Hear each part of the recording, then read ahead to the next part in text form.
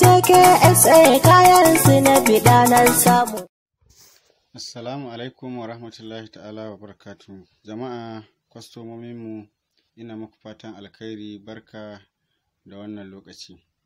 Kamar yadda kuka sani, wannan ma kaya ne wanda muke lodawa don zuwa kai ma wanda ya saya a kamfanin KSA. Yauwa, kun ga yadda ake ɗora kayan da kuma yadda muke loda shi, za ku ga yana shan bamban da irin ɗaukar wasu kayan da muke yi.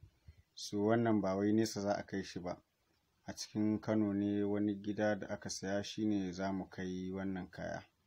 Ba wai nesa ba ne ba tafiyar nesa za a yi ba. So idan tafiyar nesa ne za ku ga muna sa leda muna nannaɗe shi saboda ruwa ko kuma yanayin iska da sauransu, za ku ga muna naɗe su a leda. So wannan tafiyar kusa ce. Kamar yadda kuka sani, gaskiya mutanen da duk suka saba sayan kaya a wannan kamfani gaskiya ba zuwa suke yi ba. Dukan mutanen da suke sayan kaya ba wai zuwa suke yi ba, mafi akasari suna amfani da lambar kamfanin ne mu tabbatar masu da kalar kayan da suke so, ko kuma mu tura musu zaɓi kalar kayan da suke so, su zaɓi wanda suke so, za mu faɗa musu kuɗinsu da za su biya wannan kaya.